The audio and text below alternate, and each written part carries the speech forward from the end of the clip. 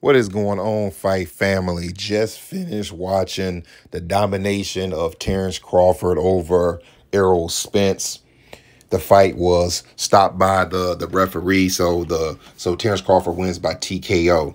If you follow me on Twitter, you know that I did pick Crawford, but I picked him by UD. I got to be honest, I didn't see this coming. There were some other people I talked to on Twitter who said that they were picking Crawford and they were picking him by TKO. I've even heard people say that they thought he would knock Errol Spence down once or twice. I'm going to be very honest.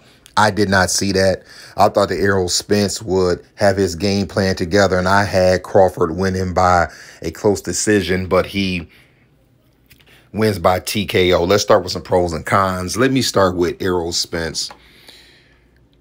I like the fact that in the first round, Errol Spence seemed that his game plan was more to stay a little closer to Terence and maybe try to land a big, hard, heavy shot to maybe give him something to think about.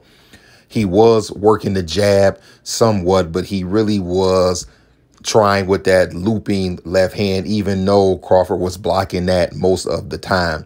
And I also like the fact that he did a decent amount of body work.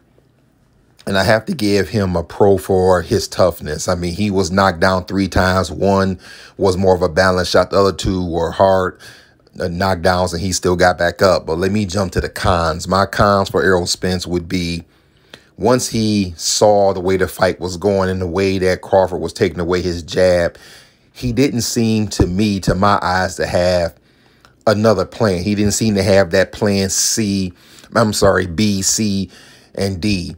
He seemed that he wanted to do what he does best, which is move forward. He's usually the bigger man where he kind of walks the fighter down, but that wasn't working with Crawford, and he just didn't seem to have anything else going. He didn't have enough lateral foot movement once he realized that Terence Crawford couldn't miss, and I did not like the fact that whenever Spence would duck down, he would not come back up immediately. He would duck and kind of keep his head down, which allowed Terence Crawford to hit him around the ears, behind the head, and knock off his equilibrium.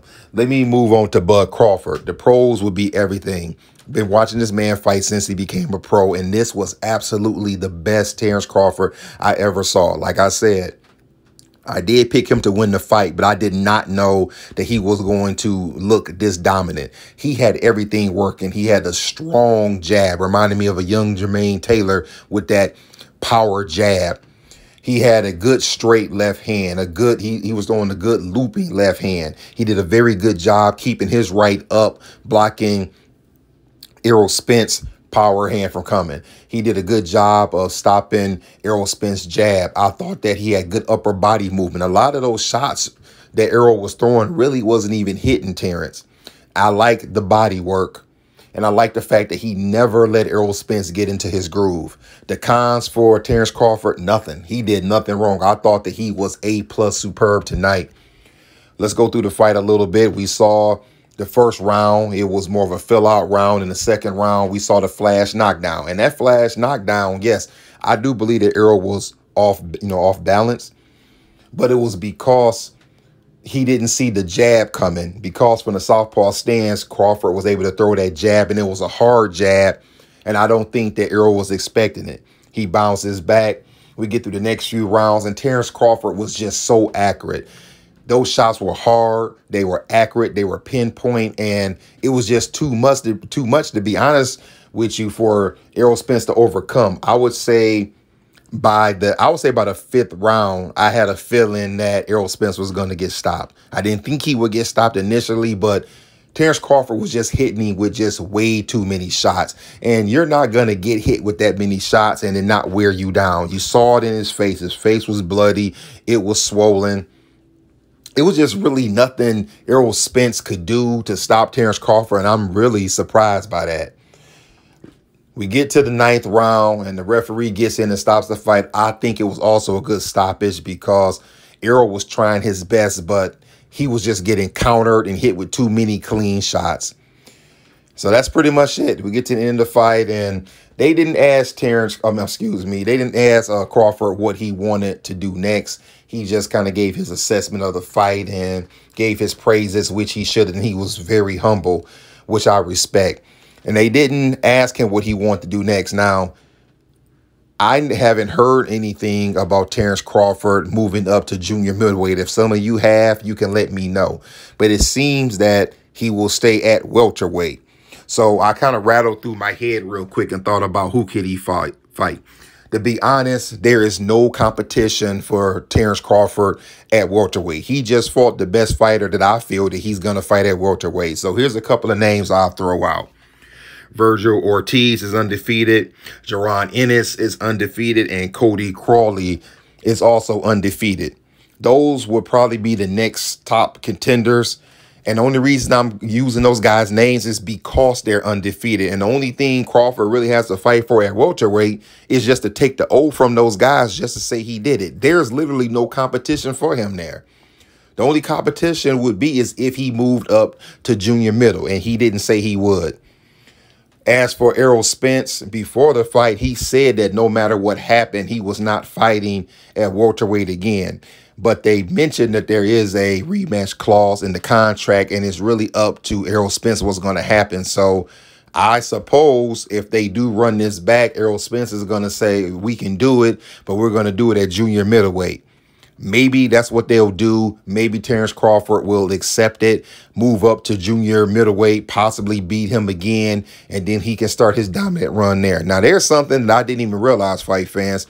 I did not realize that Terence Crawford is 35 years old. For some reason, I thought he was around that 32 range, you know, kind of coming to the end of his prime. I did not realize he was 35. So he's really closer to the end of his career than he is at the end of his prime. I wouldn't even be surprised if we didn't see Terence Crawford fight again. You know why I say this? Because he has nothing else to prove. Yes, he could go up and fight Charlo or Zoo at junior middle, but does he really need to? He could leave that to Errol Spence and let him do it. Anyway, Faye fans, tell me what you thought about the fight. Who did you pick to win? Did anybody pick Errol Spence to win? Listen, for a fight that was 50-50, I honestly did not come across not one fight fan who said they were picking Errol Spence to win this fight. We all seem to be picking Terence Crawford, but even with that being said, I thought that this was a 50-50 fight.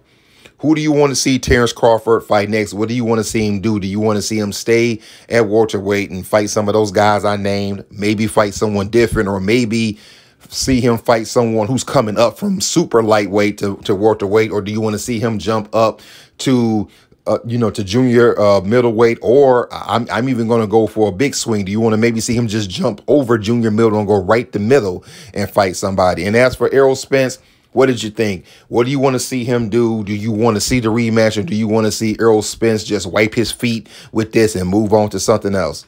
If you haven't already, like, comment, subscribe, hit the notification bell so we can keep talking boxing. Other than that, that's all I have. I'll let y'all later.